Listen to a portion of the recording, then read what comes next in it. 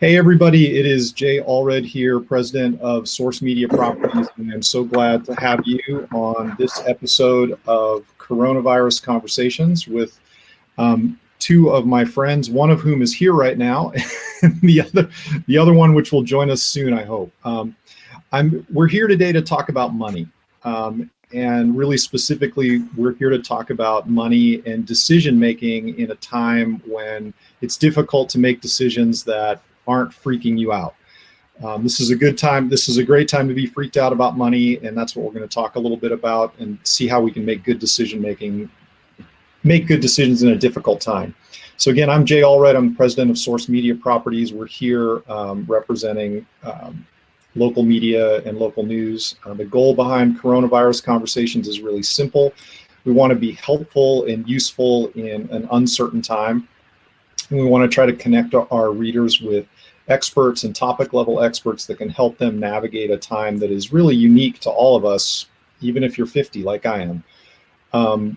So I want to introduce the guest that I have on screen with me right now. This is Eric Parr of Parr Insurance, based out of Crestline, Ohio. Eric does a lot of retirement planning. He helps people make decisions about Medicare and Medicaid as they get older, and does a number of other things at Parr Insurance. And also joining us hopefully very soon will be Tim Hilterman of Whitcomb Hess out of Ashland.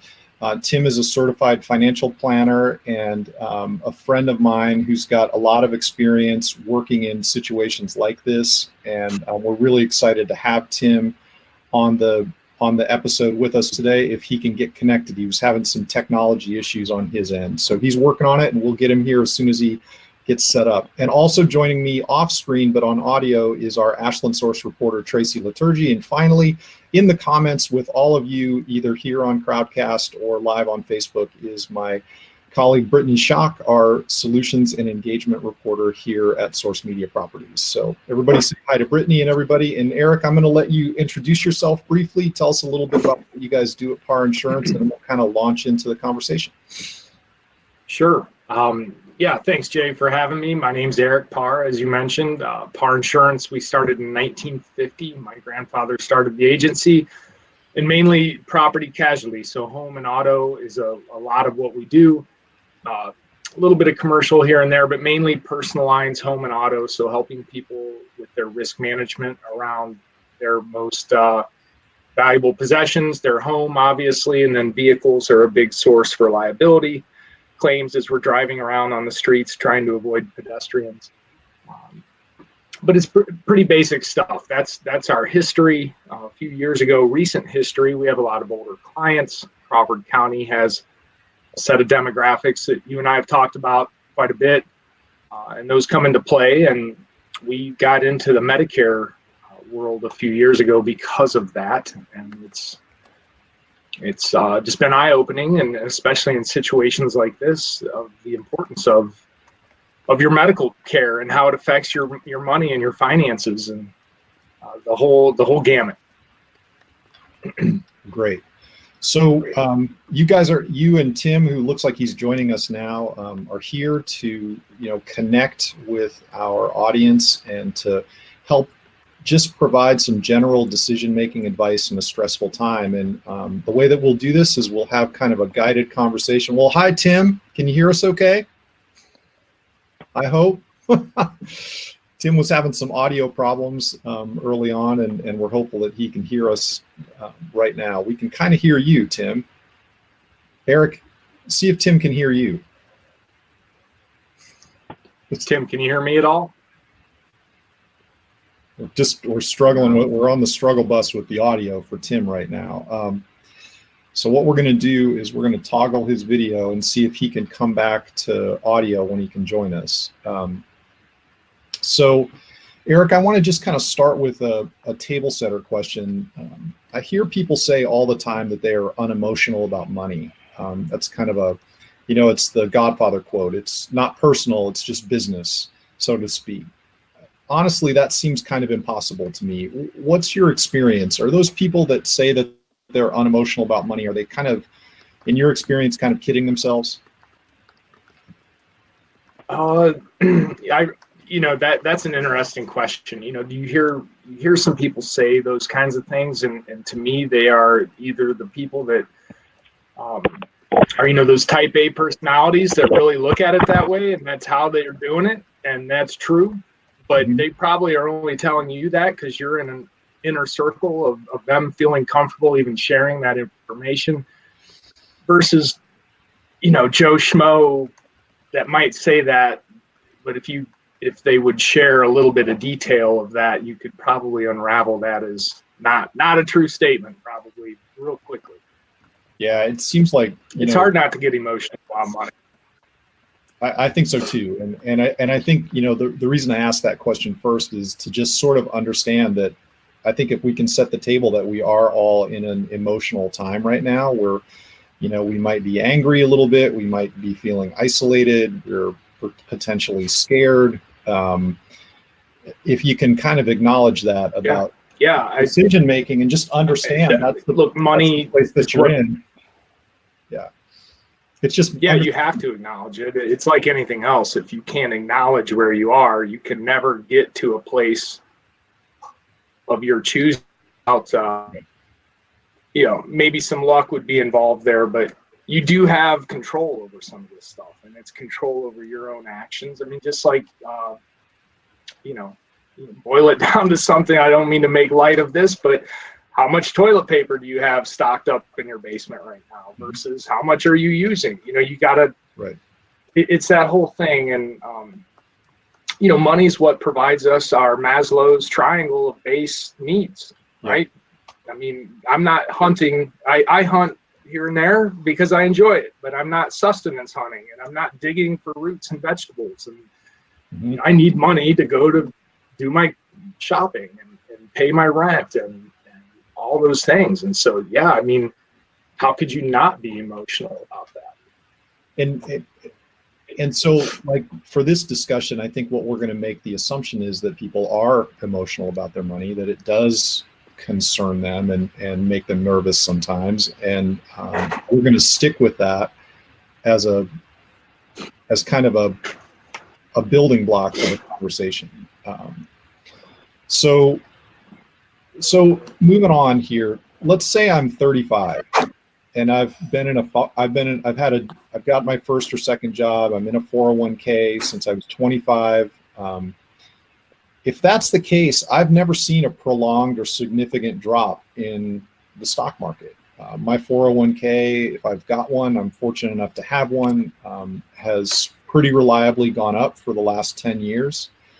And so I'd like to kind of speak to it just in a general sense for younger people who are working right now. What's solid advice to follow during a downturn? Tim, is Tim with us here?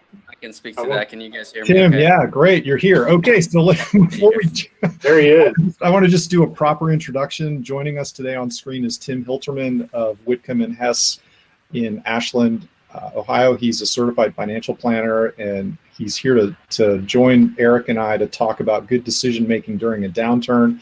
Tim, we're so glad that you got the tech sorted out and you're able to join us for this conversation because you were such a critical part of it. So, Tim, if you could speak to that question, that would be fantastic. No, likewise. And as I had mentioned before, and I've already heard Eric mention this is such an important time to make good decisions. And we can get very emotional. Emotions are real. We can have real responses to seeing your account go down in value. And this time it's gone down very quickly. And it's really scary Yes, it has. when that happens. And I have the same emotions too. I'm a person that feels that. I'm seeing numbers go down. My account value shrinking. In some aspects, it's like, where the heck did that money go? But listen, facts are your friends, and I know you reiterate this with Richland Source. It's facts over fears. And I think at a time right now, it's very important. I want to say, first of all, before I get started on my soapbox, that it's going to be okay. All right, and it's okay to be scared, but it's going to be okay. This has happened in the past, and the probability is that the market is not going to go down to zero. I'm not allowed to make guarantees, But yeah, disclaimer attached, right? correct. Yeah. As a professional, and we've been looking in particular at bear markets from the past and to understand how do bear markets perform. We've been looking at where is the bottom. We're asking, when is this going to stop, and when is it going to turn around? And the truth is, we don't know. There was a bottoming here about a week ago from the top of the market in February to the bottom. It dropped by about 35%, and that's a big number. But as we look over history, bear markets do come and go. It's not unheard of. And to your point, Jay, if you're a young person and you're investing in your 401k, you may never have experienced a bear market, but they do happen. So let's look back at other bear markets in the past. Bear markets on average last about a year, 1.3 years. And during that time, the market goes down by an average of 36%. So we've already experienced basically an average bear market. Now the market's coming up a little bit, but the possibility is it could go up from here or it could go back down. Mm-hmm. And I would say as a professional, speaking to young people in particular, don't get scared because that is a real emotion. But realize that the market goes up more than it goes down. And we finally experienced over the last 11 years, we finally experienced one of these bear markets where the market has gone down, and it's gone down fast. Right. And know that you can't know exactly where the bottom is. But if you're a young person, you have many, many years ahead of you of investing. And as we've looked back on history, the reality is when the market goes down like this, the farther it goes down, the more probability there is that it's going to go back up. Mm-hmm. And it's very important to make the right decisions during this time. And when I say right decisions, I mean avoid the emotional gut reaction to just bail, to just get out and say, hey, this isn't working for me. I don't want to see my account go down, so I'm just going to get out. Because the reality is when we make those, I was looking up a quote from a gentleman named Art Laffer, and he said, no one makes good decisions when you're panicked or when you're drunk. Nothing good happens after 2 a.m. either. My dad always told me that. There's some truisms to that. Tim, I want to touch on that because,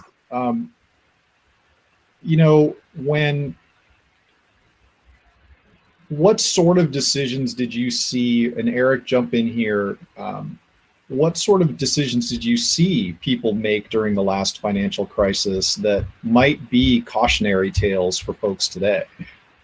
Like, where did you, Tim, I'll start with you, and then I want to pivot out to Eric, because I think you guys work in two different fields, but we were both in this business. You were there for 2008, 2009. Like, talk about what you saw people do in 2008, 2009 that might inform good decision making today. Yeah, I mean, that's the most recent bear market. Mm-hmm. And anytime where there's a large swing in the market like this, I do start getting questions. And they're natural questions, as I had mentioned. But there's a propensity to say, I just have to, I don't want to see my account go down anymore. And it's my job as an advisor to add an unemotional aspect to that and a professional aspect to say, hey, listen, this is happening. Our accounts are down. My account's down as well. But a lot of times the best performance in the market is right after the worst performance in the market. And as I had mentioned, you can never call the bottom. And if you're talking with somebody who's saying, this is it, we gotta, go all in, mm-hmm. I wouldn't recommend that advice.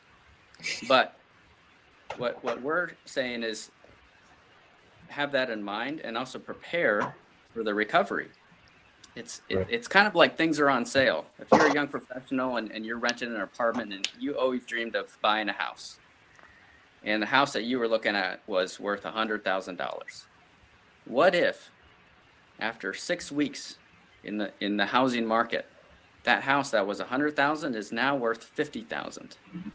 Would you pull the trigger on that? Absolutely, because you were looking at a house, you were willing to pay 100,000 for that, but now it's all of a sudden it's worth 50.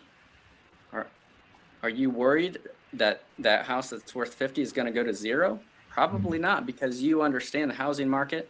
You understand that house was worth 100,000 not too long ago. It's probably worth 100,000 in the future.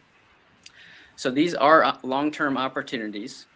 Understanding that there's still, we are in the market and there are risks there. There's downside potential. Right. But you have to look at it unemotionally, and you have to be ready to stick it out. And yes, during the last crisis, there were some people that said, the market went down by over 50% from 07 to 09.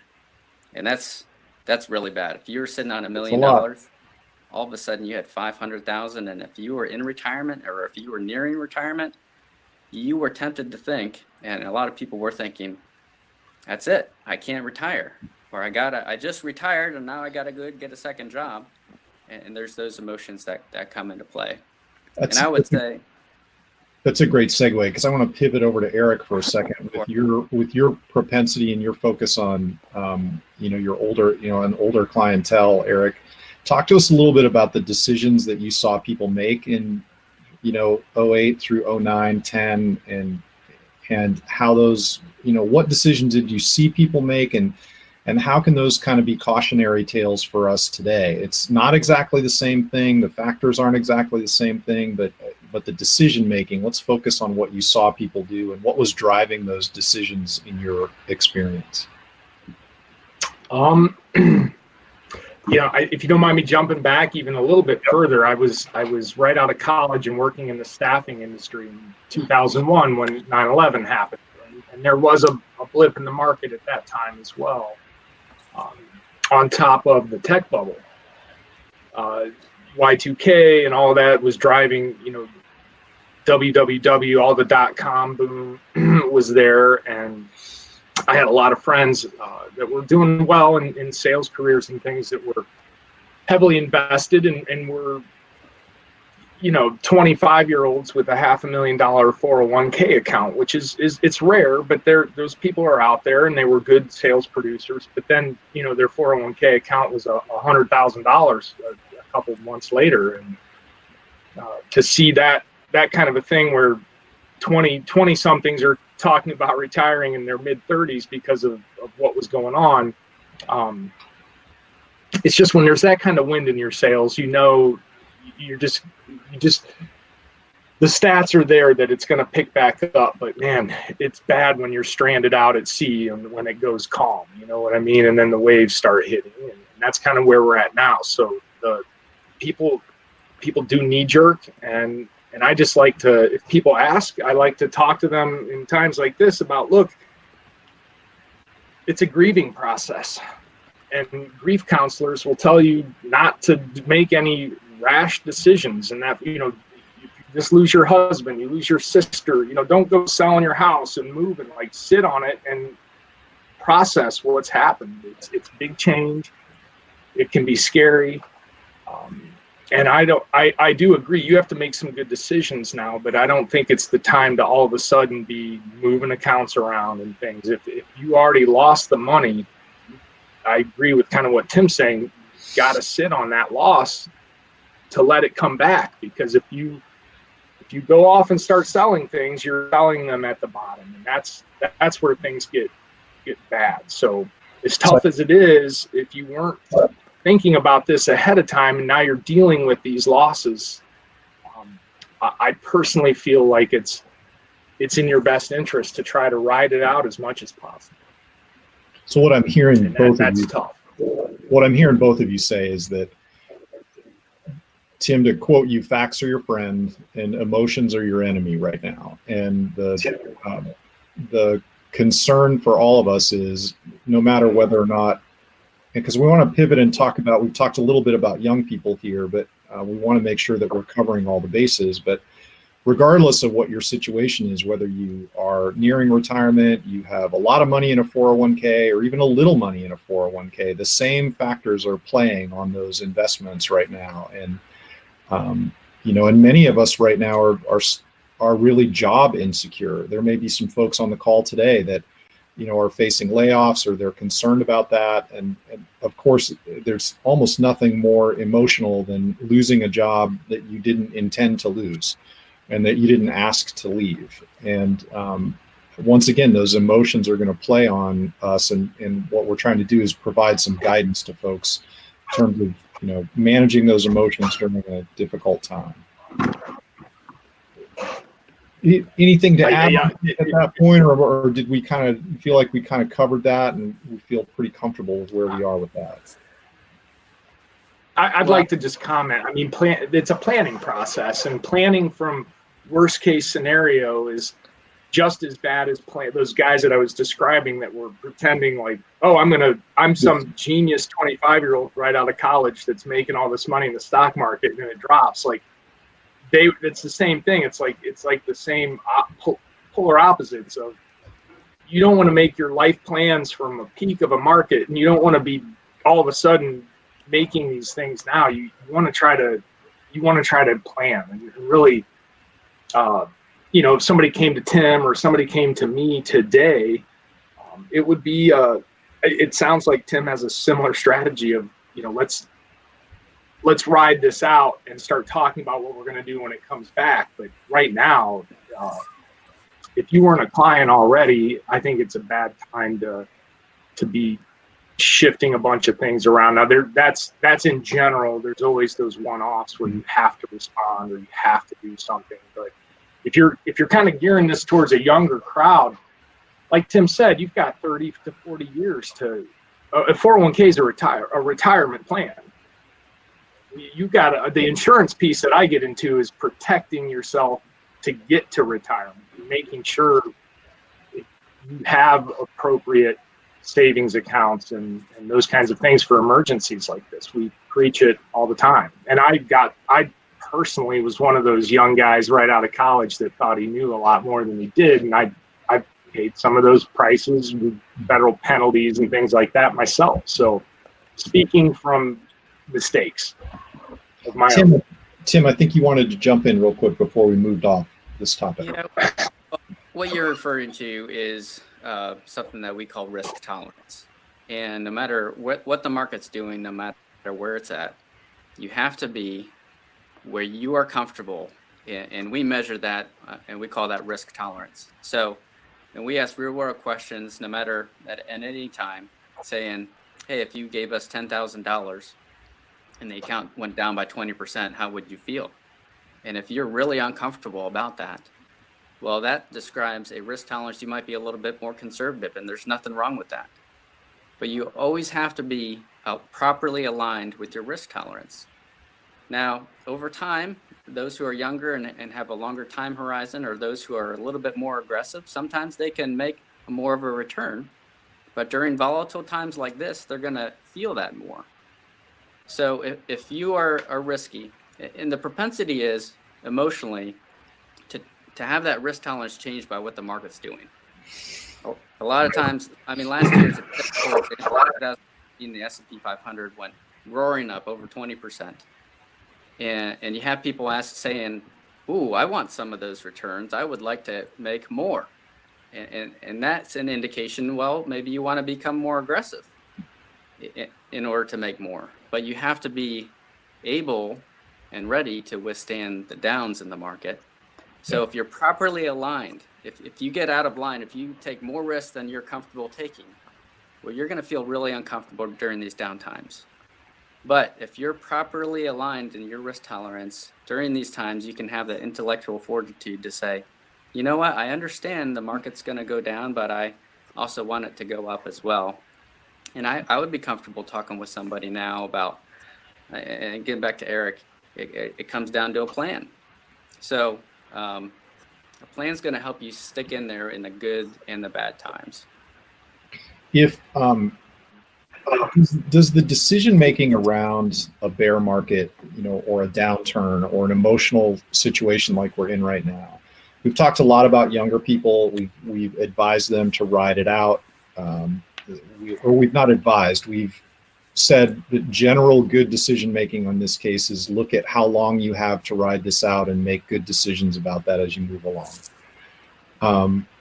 Does that decision making process change though as you get older, as you move closer to retirement? And again, I want to focus on I'd like to focus on sort of the middle of the bell curve, right? We know that there may be folks on this call that have no retirement savings whatsoever, and there may be folks on this call that are, 3 weeks ago were sitting on $10 million. Who knows, But most of us are somewhere in the middle, and that money is really hard earned.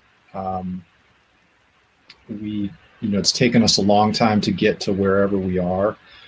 And for the folks that are on the call or that are listening to us on Facebook today, and they're in that zone of, they're in my zone. They're 50, they're 55. They can see retirement, and it's becoming a little bit, like they can look down the road and go, oh, I'm thinking about this. Does the decision making change a little bit for them as in situations like this, or is it still about managing emotions, but then thinking about that your plan changes? Is it about the plan or the decision making? Talk to us a little bit about that, Tim, and then I'll pivot it over to you, Eric. Yeah, so as you approach retirement, part of your plan has to be understanding what your needs are, how much income you need per year to live, what are you used to, or maybe you want to take vacations and things like that. And those short-term assets shouldn't be in the bucket that's very aggressive, because aggressive funds could go down quickly, and it could take 6 months, a year and a half for them to come back. So as you approach retirement, you should start to pivot a little bit. Some of your short-term living expenses should become a little bit more conservative. On the other hand, Jay, if part of your retirement assets, you may not touch some of those for 5, 10, 15, 20 years. Right. So keep that in mind. So you don't want to take all of your money out and put it in an account that's never going to go down, but it's never going to make you anything. And this goes back to your planning. So sketch out with yourself or work with a financial planner to say, how much do I need? And according to how much I have and how much I need to make, do I need to take any risk? Do I need to take a lot of risk? And that plan is going to direct many things in your account. But if I'd like to talk to the person today who maybe just retired and is freaking out that their account is down, and that really does stink.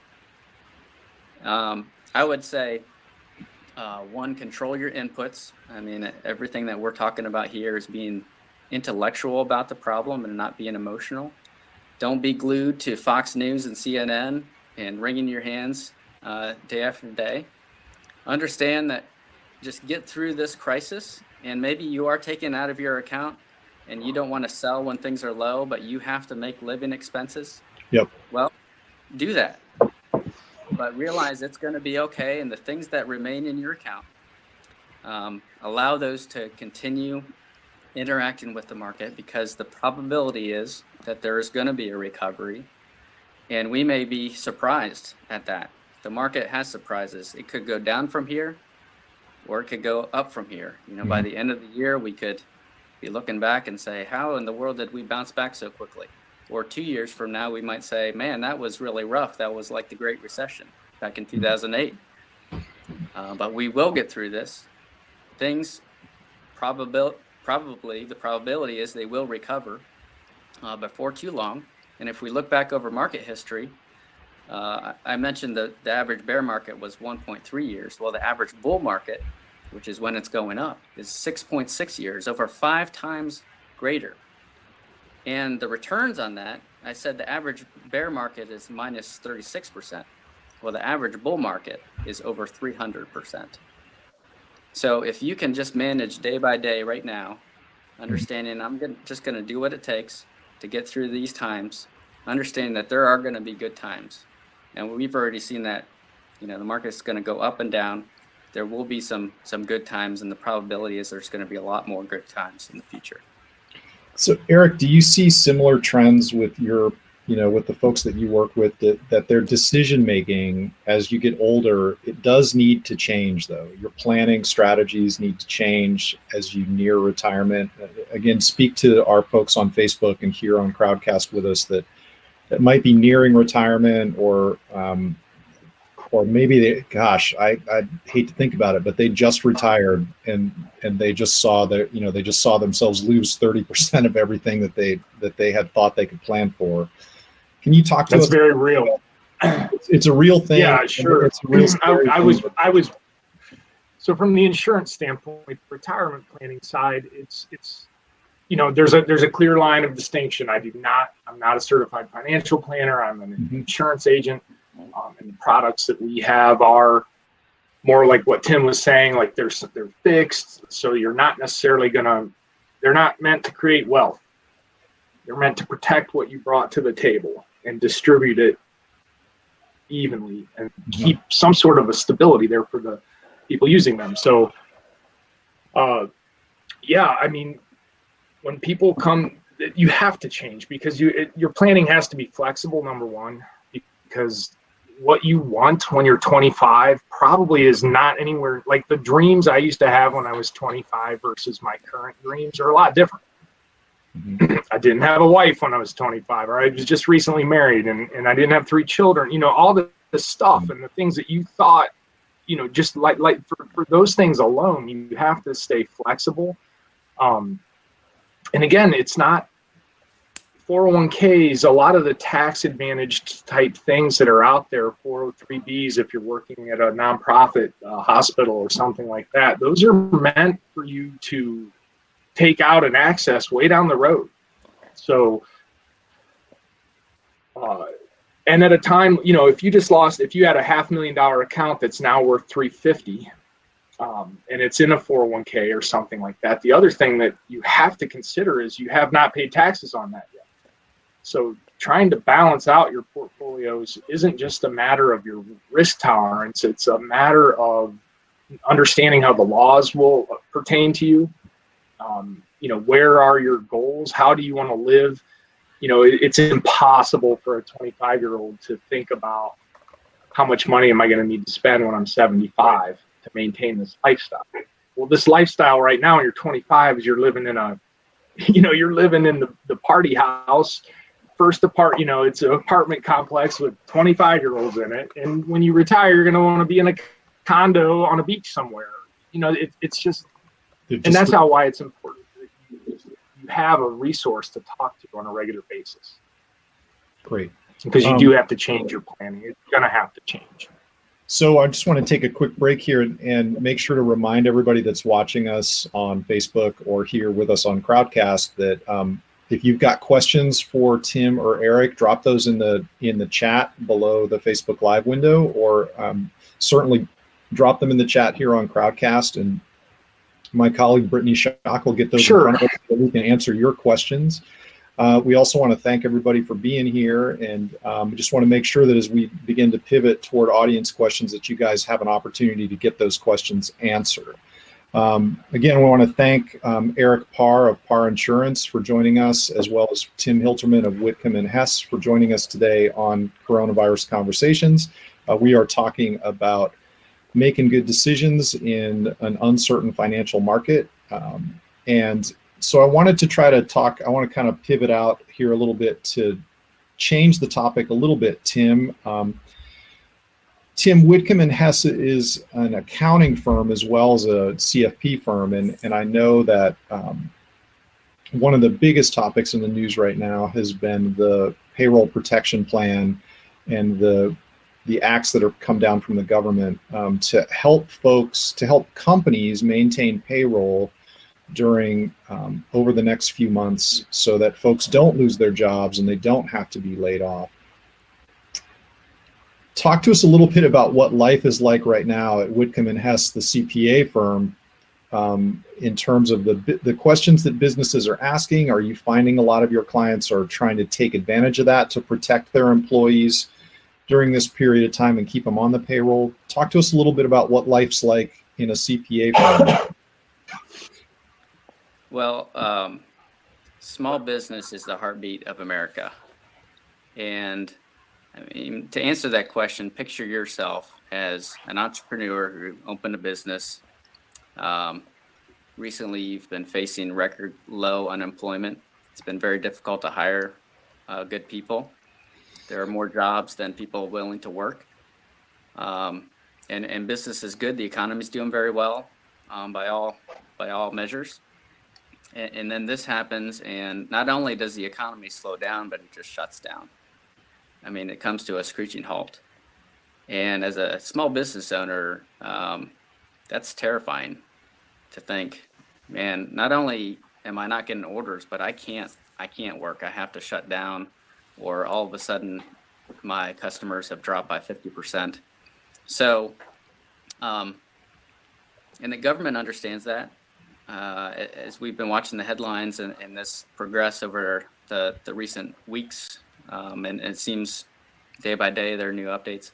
Government understands that small business is the heartbeat of the American economy, and they're pulling out all the stops. I mean, yeah, they are. All the stops. So, as you know, a lot of people can expect stimulus checks individually. So literally money is going to appear in your checking account or be mailed to you. As business owners, they don't want small businesses to go under. And a lot of times we've had mandatory restrictions and things like that. And so what we're trying to do is, it's kind of like when you turn off your computer, you can choose to put it in sleep mode, or you can just shut it down altogether. And if you shut it down altogether, it takes a lot longer to reboot. But right now, we're trying to put things in sleep mode and help small businesses bridge the gap between being shut down and turning the switch back on. So there's all types of resources. There's the Paycheck Protection Program. There are tax incentives. There's emergency loans, and it's kind of like people have called it a bazooka, is being blasted at small businesses to help them through this time. And each business is going to be different. And all of these programs are very, there's some strategy about which is best for who and whatnot.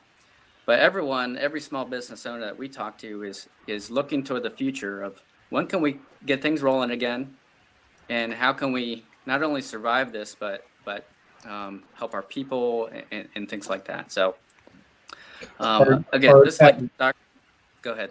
At Whitcomb and Hess, are you guys seeing a lot of Ashland area businesses that are exploring paycheck protection plans, and do you see a lot of uptake on those opportunities?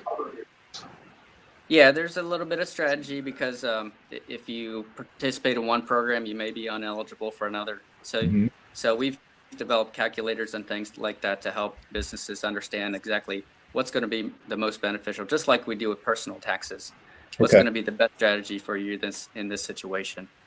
Speaking of personal taxes, just to kind of make sure that all of our folks on Facebook and here on Crowdcast get the information from an actual CPA firm, have personal tax filing deadlines been officially extended, and what is the deadline date now for folks? Yeah, it has been extended. So that's great news. It's been pushed out to July 15th instead of April 15th. Okay.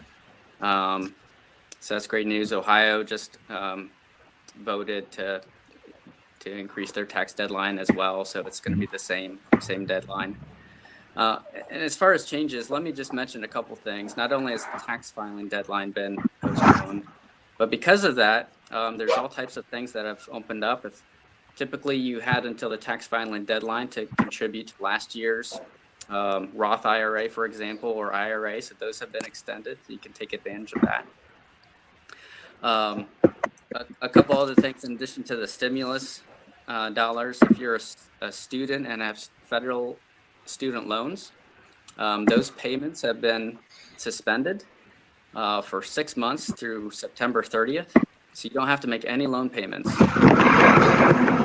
That should help out. And then there's increased unemployment benefits. So those of you who have been laid off, there's a bolstered unemployment checks and resources there available for you. Thanks.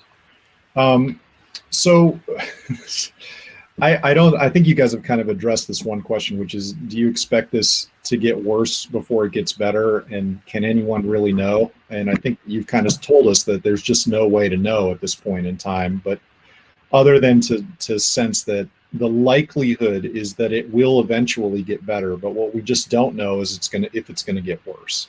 Is that pretty accurate from your perspective? Yeah, so the last few times that this has happened, so back in 2018, at the last quarter of 2018, the market tanked dramatically, quickly. It went down by 14% in the last quarter.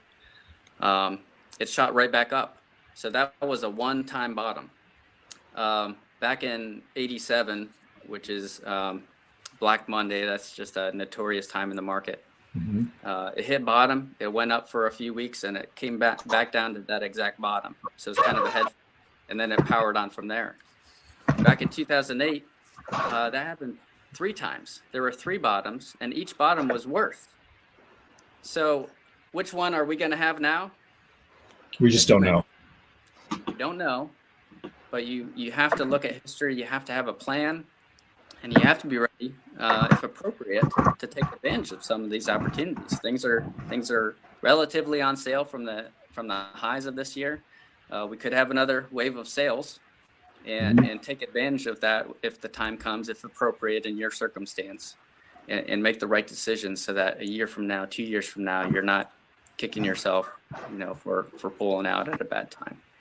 So I have one last question, and then we will pivot over to audience questions for you guys, because we want to make sure that we respect your time and get you out of here by 1. If you're joining us just now, you're watching Coronavirus Conversations, which is brought to you by Source Media Properties, Richland Source, Ashland Source, and Knox Pages. I wanted to make sure that we have an opportunity to thank my colleague, Tracy Liturgy, who's also joining us from Ashland Source. Tracy's here in the chat, and also she has been on the call with us a little bit, and she may have some questions that she wants to contribute as well. But our last question is going to kind of take us back toward where we were at the beginning, but I think it's just so important, and that is that retirement statements are coming in the mail. We just finished the first quarter, so if you have a retirement account and you get a statement in the mail, you've probably gotten it or it's on its way. And generally, the news for all of us is that it's pretty ugly.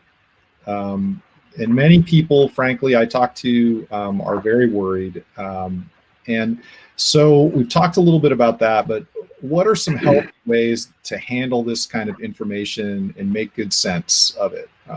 And also, we want people to feel like they have some agency over their life, but we also want them to feel like they can sleep at night. And someone told me a long time ago is just don't open the envelope. If you know the news is going to be horrible and you really can't do a lot about it, is it really important that you open the envelope when it comes, or really think about what headspace you're in when you open the envelope? And I normally don't counsel denial as a coping mechanism, but actually I didn't think that was terrible advice. How do you guys help people manage through these kinds of times when it's stressful in a healthy way? What's the advice that you give folks? Eric, I'll start with you. Honestly, I mean, what I do in this space is I partner and work with guys like Tim. So our clients aren't really, my clients are calling me saying, how can I get better interest rates when things are going well? Because my products are doing 4, 3, you know what I mean? So they're, right. But right now they're still doing that. So but it's a completely different thing. And the context of it all is so important. I mean, really, the context is so important. And Jay, we've talked about this offline many times, but there's things at play that matter that you've got to consider, and it is your future plans, but your future health, your future marital status, your future. Did I just inherit $250,000 from my Aunt Margaret that passed away? I mean, there's a lot that goes into play, and I can't help but think about the the stats around people that win the lottery and just how unprepared they are, and the overwhelming majority that money's gone within a couple of years of them hitting the lottery. So that's the reality of the American investor. The numbers Tim's talking about are 100% factual, and the market does all those things, but there's the human side that gets in there, and just that's what goofs it up. It is that emotion. It is that lack of understanding and confusion, and that's where we get in our own way sometimes, and there's a lot of context that has to be taken into consideration. Tim, how do you when you're working with a client, and the news is bad, is there one sort of piece of advice that you go to, or a tip that you give that client that is generally useful in terms of coping with bad information about your investments or your retirement account, or just you're just a little freaked out because you don't feel like you have any control, and you're being affected in a very real way? Yeah, I think during times like this is where I earn my money, so to speak. This is why I'm here, is to be unemotional about these situations, and to take advantage, not only to keep people from selling out at bad times, but look for opportunities and take advantage of those opportunities. And I would just say, one, let's go back to the plan that we had at the very beginning, and go back to that risk tolerance. If we're properly allocated, we understand we can make it through these times. If we're keeping an eye on the time horizon of when we need this money, we're going to be okay. We've been expecting this, and this is not a surprise to us. And then also, as a professional advisor, this is what we're doing. We're trying to take advantage of some of the opportunities, and make sure that in a year or two from now, you've made the right decisions to help you through this time. And if we go ahead. I think that's a key point, and I think it sounds like what you're sharing with me is that you try, even in times of where people are feeling very insecure, is to help them turn their head around at least a little bit and look at, okay, all of those things are real, but let's look at what potential opportunities might come out of this, and that's key. So sort of helping them get to a different mindset, even though the mindset that they're in right now is one of profound insecurity. Yeah. And on a personal note, I would say sometimes during times of panic, which is what we're feeling recently. I mean, I've had those same feelings, as I already mentioned. We can get pessimistic. We can look at the glass half empty and say, oh, here we go again. We've been waiting for this terrible time, and just get mired down in pessimism. But just on a personal note, I would say control your inputs. Great. I appreciate that.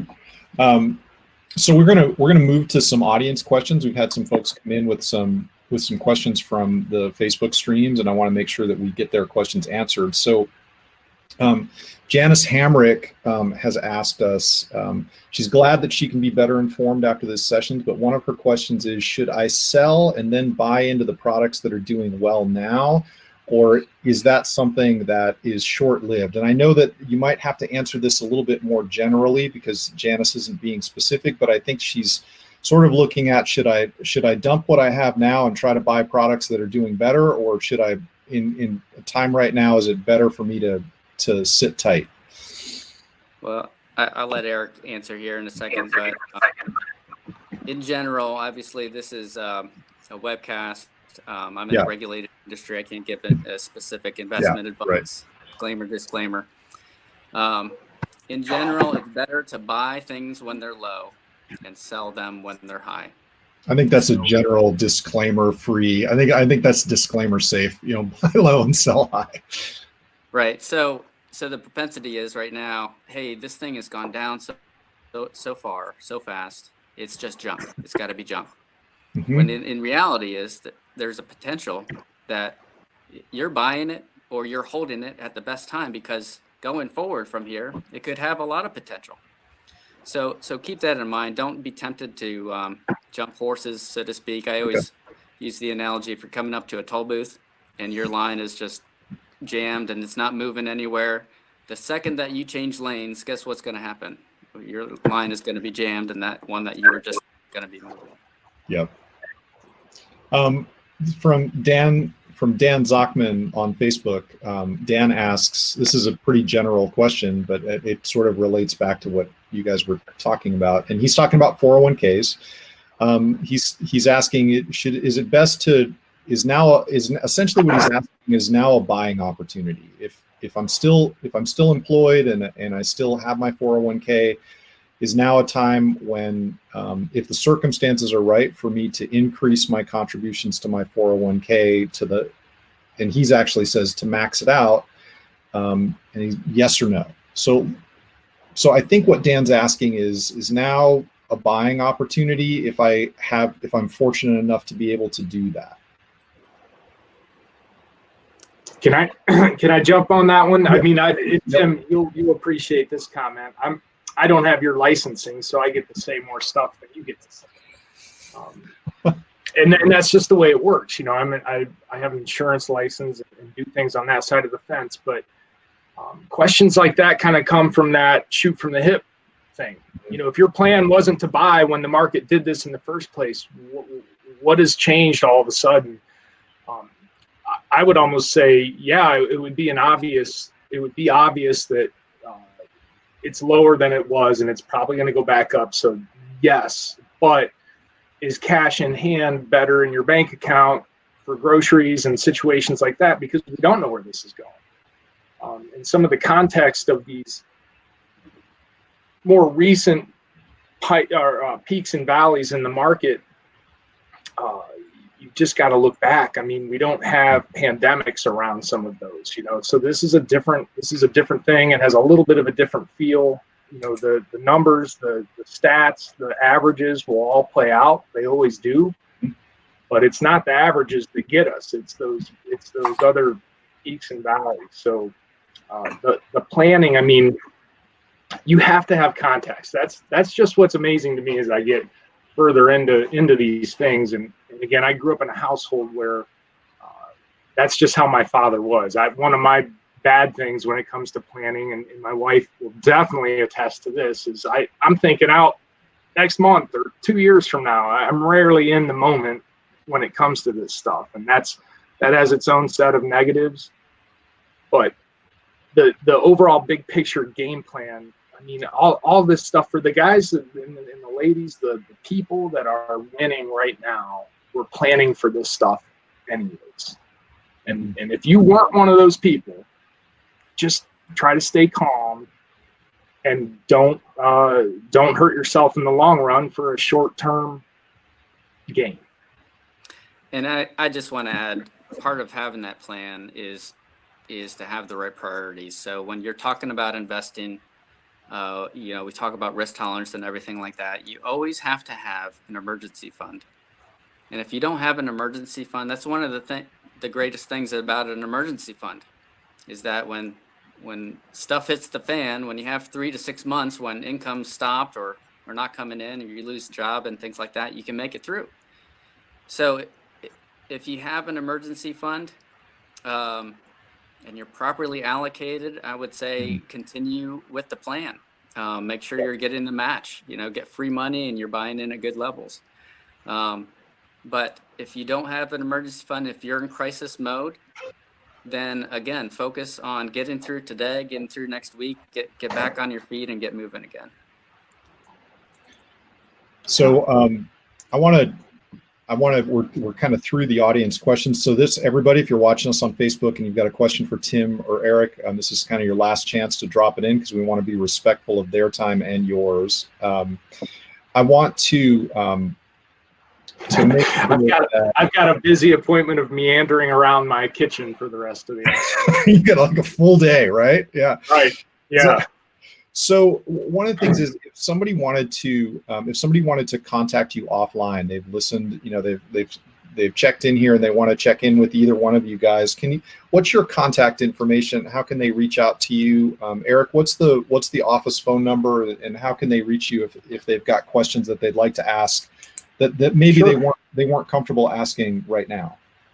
Yeah, absolutely. 419-683-3904, extension 105 will come to me. Great. And then even better, honestly, even better is ERIC at PARRINSURANCE.com, Eric at ParrInsurance.com. And that's just, this work from home schedule of I got my kids for an hour doing something, and then I'm checking emails for an hour. Right. That's kind of where things are with that. Tim, if somebody's got questions for you or anybody at Whitcomb and Hess offline, how can they reach you? Yeah, it's really a team effort at the firm. So jump on our website, whitcomb.com. We recently started a YouTube channel, so there's a couple of videos on there that could help you through some things. Just look on YouTube for Whitcomb and Hess. Okay, and it's WHITCOMB.com, correct? That's it. Great, fantastic, awesome. I want to thank our guests, Eric Parr of Parr Insurance in Crestline, Ohio, and I want to thank Tim Hilterman of Whitcomb and Hess in Ashland, Ohio, for taking the time out from their day and skipping their lunch hour to spend time with us to talk about good financial decisions during this time. I want to thank all of you that are here with us today and for participating and being part of independent local journalism that covers North Central Ohio.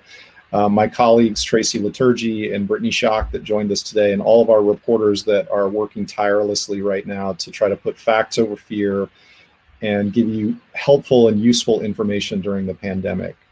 If you feel like what we've been doing has been useful, I want to invite you to support our work by becoming a member of The Source. You can do that by smashing that nice green button on your screen that says support our reporting. You can become a member just like this, just smash right down on it. And I want to encourage you, if you're joining us today on Facebook or on Crowdcast, to join us tomorrow at 12 noon, because our entire newsroom is going to be on the call, and we really want to hear from you, our readers and our viewers, about how we're doing, what we can improve, and where we should turn our reporting next. It's been all coronavirus all the time for the last 4 weeks, and we're exhausted, to be very frank. And we want to have, and frankly, we miss you guys. So we want to sit down over lunch with you and kind of hear from you about how we're doing. We want to answer your questions in the chat. We want to see you on Facebook, and we want to learn where we can do better and where we can turn our reporting next. So we hope to see you tomorrow. Follow us here on Crowdcast. There's a button somewhere on your screen where you can follow us and be notified of the next time that we go live. Thanks again to Tim and Eric for joining us today, and we will see you tomorrow at 12 noon Eastern Daylight Time with the whole Source newsroom, so we can hear from you and learn what we should be doing next. Thank you guys very much. You can catch them, Whitcomb.com to connect with Tim and his team, and Eric at ParrInsurance.com to connect with him. Thanks again, and we'll see you tomorrow. Have a good day. Great conversation. Yep. Thanks. See you, everybody. Thanks, guys. Yep.